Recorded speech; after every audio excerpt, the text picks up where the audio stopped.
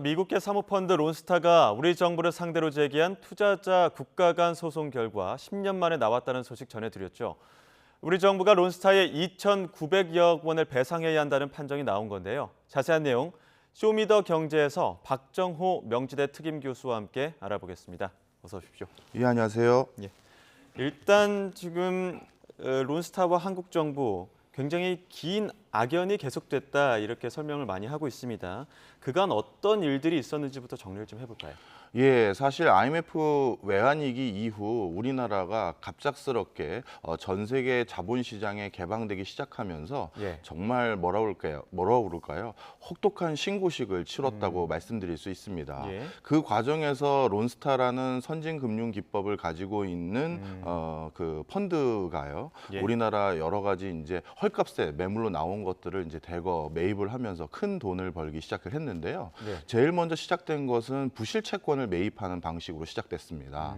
사실 부실 채권 그러면 일단 우리는 당연히 투자 가치가 없다라고 생각을 했지만 사실 선진국에서는 부실 채권을 충분히 활용해서 충분한 수익을 거둘 수 있는 방법들을 많이 발견을 해낸 상태였었거든요. 네. 그런 방식으로 론스타가 우리나라에서 초창기 시드머니에 해당되는 몇 천억 원을 일단 손에 쥐을 수가 있었고요.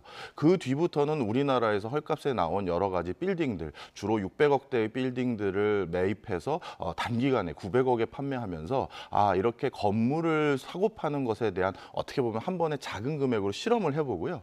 그 뒤로 스타 빌딩이라고 해서 그 6천억대 빌딩을 건물을 매입해서 다시 9천억에 판매하는 형태로 단기간에 어마어마한 수익을 거두게 됩니다. 예.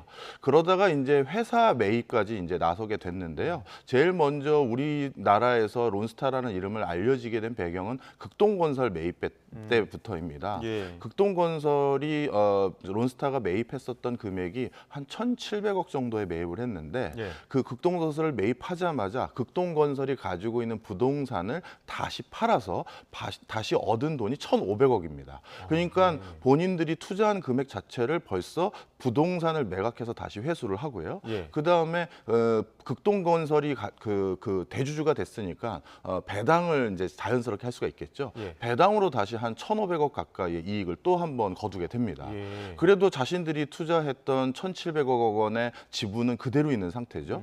그리고 그 지분 1,700억에 매입했던 극동건설을 우리나라 모 회사에 다시 6천억에 판매하면서 한 회사로 거의 1조 원에 가까운 수익을 거두게 되고 예. 이 사실이 알려지면서 이제 론스타라는 해외 사모펀드가 들어와서 우리나라에서 이렇게 어마어마한 차익을 거두고 있다라는 걸 알려지게 됐고요. 예. 그러다가 이제 그 정말 어마어마한 수익을 거두게 되는 게 바로 오늘 주제인 이제 그 외환은행 인수인데요. 2003년도에 론스타가 처음으로 외환은행을 인수하고 그 다음에 2008년도에 HSBC에다가 매각을 하려다가 한번 좌초하게 됩니다. 우리나라에서 그 당시 매각 과정에서 우리나라 고위 인사들이 연루됐던 흔적이 있으니 잠시 중단해라라고 해서 매각이 한번 지연됐고요. 그러다가 2010년도쯤에 하나은행에다가 다시 외환은행을 매각하는 과정이 이제 전개되는데요. 바로 그 과정에서 또 수조 원대의 매각 차익을 얻게 되는 것이죠. 예. 그러니까 IMF 이후에 부실해진 나라에서 돈만 빼가다가 아예 지갑까지 지금 뺏어가는 약간 그런 지금 형국이 된 상황이었었는데 그렇죠. 지금 이 투자자 분쟁에서 주요 쟁점은 뭐가 있었던 겁니까? 예, 특히 론스타 입장에서는 예. 2007년도에 HSBC가 외환은행을 아주 비싼 값에 사주기로 했었었는데 그 예. 당시 한국 정부가 수사를 빌미로 해서 이 매각을 지연시키고 차질을 빚었다. 그것 때문에 1차적으로 손해를 봤다라는 거가 있습니다. 그 다음에 두 번째로는 하나은행의 매각을 승인하는 걸 또 지연하는 과정에서 제값을 받거나 조기에 본인들이 원하는 목표를 달성하기가 어려워진 부분 때문에 예. 이 부분 역시도 이번에 손해배상을 청구하는 어떤 요인이 됐었습니다. 그러니까 지금 이 분쟁 기간이 한 10년 정도 됩니다. 원래 보통 이렇게 10년이나 오랜 기간이 걸리는 겁니까? 아닙니다. 원래 이렇게 분쟁이 길어지는 경우는 되게 이례적이고요. 예. 익시드라고 해서 이런 분쟁을 조종하는 기구에서 통상적으로 이런 분쟁을 해결하는 데는 4년에서 5년 정도가 소요가 됩니다. 왜 두 배나 걸린 겁니까? 근데 이번 경우는요, 이 중재를 담당했던 민간 위원 중에 한 분이 개인의 일신상의 사유로 중간에 바뀌게 되면서 또 예. 중재가 좀 길어지게 되는 그런 이유들도 좀 있었었습니다. 예. 지금 론스타 측에서 이렇게 중재판정부에 청구한 금액이 6조 원 정도 됩니다. 그런데 실제로 4.6%가량인 2,900여억 원 금액이 인정이 됐는데 배상 금액은 어떤 기준으로 이렇게 정해지는 겁니까? 예, 아까 말씀드렸던 것처럼 론스타 입장에서 가장 큰 피해를 받았다고 하는 주장하는 게 두 가지인데요. 예. 하나는 HSBC의 매각을 무산하게 한 책임을 물어서 이것에 대한 보상을 달라라는 거였는데 이거는 이번에 인정받지 못했었습니다. 예. 그런데 두 번째인 2011년도 하나은행 매각을 승인하는 과정에서 일부 지연이 있어서 본인들이 손해를 봤다라는 부분에 대해서는 부분적인 인정을 받았습니다. 그래서 그때 전체 피해 금액이라고 산정할 수 있는 것에 대해서 50% 정도는 한국 정부가 손해를 배상해 주는 게 적합하다라고 판단이 들어서 이번에 2,900억 원 정도를 배상하는 걸로 이제 판정이 나온 거긴 합니다. 일각에서는 2,900억 정도일 어차피 이것밖에 못 받을 건데도 6조라는 이제 뻥튀기를 한 거 아니냐 이런 이야기도 나오고 있고요. 오늘 이 배상 결과를 보고 법무부에서는 사실상의 승리다 이렇게 이야기하는 측면도 있습니다. 교수님은 어떻게 보십니까? 네, 일단 소송을 할 때는요. 예. 당연히 소송을 임할 때는 자신이 받을 수 있는 모든 것들을 다 청구를 하는 것이 유리하기 때문에 금액이 다소 부풀려질 수밖에 없습니다. 예. 특히 론스타에서 6조 원에 가까운 배상금을 청구한 방식은 2007년도에 HSBC의 매각을 못하는 과정에서 받던 손해 가액을 기회비용 차원에서 넣고요. 예. 그리고 나서 두 번째인 2011년도 하나은행 매각 과정에서 지연돼서 유발됐다라고 봤던 피해 금액을 또 기회비용 차원에서 또 넣고 예. 그리고 이번에 이것을 수령하게 되면 한꺼번에 수조 원의 금액이 입금되다 보니까 벨기에 정부에 또 어마어마한 세금을 내야 되는 상황입니다. 예. 그 세금도 너희들 때문에 내게 된 것이니 그것도 또 가산해서 피해 금액으로 넣은 거예요. 예. 그러니까 뭐 논리적인 구조라기보다는 일단 받을 수 있는 걸 다 청구한 셈이라고 보시는 게 낫겠고요. 예. 이 금액을 전부 다 우리가 배상할 거라고 생각한 사람은 아무도 없습니다. 그렇죠. 그런데 이제 2,900억이라는 금액은 당소 우려했던 분들에게는 그래도 우려에 비해서는 적은 배상 금액이 나왔다라고 말씀하시는 분들도 계시고요. 왜냐하면 6조 원 달라고 했는데 우리 2,900억밖에 너네 2,900억만 줘라. 그렇게 했을 때는 생각보다 적은 것 같은데 이런 생각하시는 분들 많잖아요. 맞습니다. 예. 그렇지만 실질적으로 이 론스타가 우리나라에서 이 지금 화면에서 나오거나 많이 언급되는 외환은행 사건만 있는 게 아니라 예. 외환카드 같은 경우는 예. 그걸 싸게 인수하기 위해서 주가 조작에 개입을 해서 예. 그것은 이미 유죄 판결을 받은 바가 있습니다. 예. 그렇기 때문에 이미 불공정한 방식으로 우리나라의 헐값으로 굉장히 취약한 경제 구조상에서 나왔던 매물들을 대거 가져가는 방식을 많이 취했기 때문에 예. 2,900억도 아직까지 이것까지 내야 되겠느냐라는 생각을 가진 분들도 많죠. 배상 금액에 지금 2,900여억 원에다가 이자가 185억 원 정도가 더 붙습니다.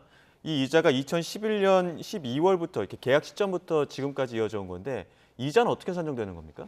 예, 역시 이자 역시도 본인들이 이런 일이 일어나지 않았을 때는 그 돈을 미리 수취받아서 그걸 자신들이 다시 활용했었을 때 충분히 얻을 수 있는 금액까지도 다시 청구하는 방식이다라고 보시는 게 맞겠습니다. 예. 그러다 보니까 이 금액마저도 우리가 이제 다 배상을 해야 되는 것은 2,900억에 대해서는 우리가 배상 책임을 그쪽에서 주는 게 어떻겠느냐라는 의견을 익시드 차원에서 줬기 때문에 거기에 해당되는 이자 금액 정도는 포함되는 게 이걸 내겠다라고 한다면 예. 그거는 맞는 수순이라고 할 수 있습니다. 예.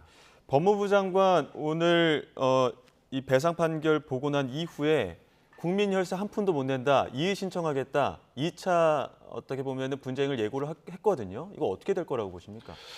사실 여기에선 좀 설명을 좀 드려야 될 것 같은데요. 예. 이렇게 외국 투자자와 어떤 국가 간의 소송을 처리하는 방법은 익시드만 있는 것은 아닙니다. 예. 유엔 국제거래중재위원회도 있고요. 예. 상설중재재판소 등 다양한 것들이 있습니다. 그런데 이번 같은 경우는 익시드를 통해서 우리가 이렇게 판결을 받게 된 이유는 이 론스타 법인이 벨기에에 있는데요. 예. 벨기에와 우리나라가 투자와 관련된 협정을 양 국가가 맺었을 때 그때 만약에 이런 분쟁이 있었을 때는 익시드 또는 유엔 국제거래법 중재위원회 이런 곳에서 우리가 중재를 하도록 양 국가 간에 합의를 본 겁니다. 그런데 예. 이 중에서 론스타가 이번에는 익시드를 통해서 결판을 보자라고 얘기를 예. 했고 그거에 대해서 어그리를 한 거예요.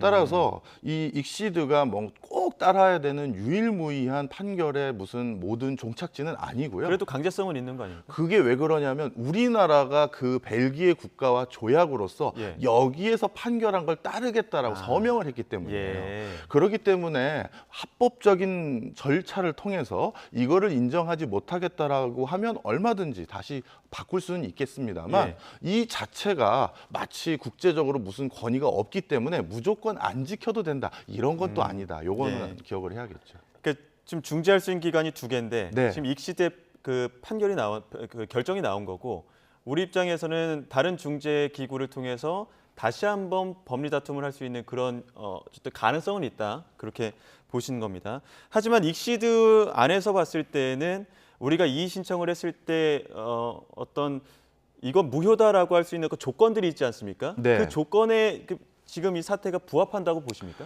예, 몇 가지는 부합을 합니다. 예? 일단 판정부 구성 자체가 잘못됐다라고 보이지는 않고요. 예. 대신 명백하게 이 부패 행위가 예. 론스타가 우리나라에서 외환 카드를 주가를 일부러 낮추게 하는 과정으로 예. 불법 행위를 한 바가 있습니다. 지금 그래픽에서 보시는 것처럼 판정 무효 신청 사유가 5가지가 있습니다. 네. 그 중에서 예. 론스타가 우리나라에서 했던 부패 행위나 이런 것들은 일부 중요한 론스타의 그 도덕적인 어떤 해이를 보여주는 근거라고 할 수가 있고요. 예. 바로 그런 것들로 인해서 충분히 판정에 대해서 다시 한번 우리가 불복하고 다시 한번 그 요청할 수 있는 여지는 예. 있다고 봅니다. 아직까지는 여러 가지 가능성이 있기 때문에 이의 신청을 통해서 또 어떻게 진행이 될지 지켜보도록 하고요. 지금 론스타 분쟁 외에도 지금 한국 정부 상대로 국제 소송 여러 건 진행 중인 것으로 알려졌는데 손해배상 좀 규모가 만만치 않다고 하는데 어떤 것들이 있습니까? 예, 몇 가지 좀 말씀을 드리면 엘리엇하고의 손해배상은 삼성물산 제일모직 합병 승인 과정에서 유발된 손해배상에 대해서 엘리엇이 예. 요구하고 있고요. 그다음에 쉰들러는 현대 엘리베이터의 유상증자 과정에서 본인들이 손해를 봤다라고 해서 예. 또 유사한 소송을 지금 준비 중에 있고 중국 투자자들은 개인 차원에서 그다음에 부산 재개발 투자자들 역시도 마찬가지고요. 그다음에 디아니 가문은 대우 일렉트로닉 인수 과정에서 또 6건의 어떤 이런 유사한 분쟁을 지금 하고 있는 상황입니다. 예. 이런 모든 것들이 공통점이 있어요. 바로 우리나라가 IMF 외환위기 이후 어떻게 보면 국제적인 선진 금융 기법에 취약한 상황에서 예.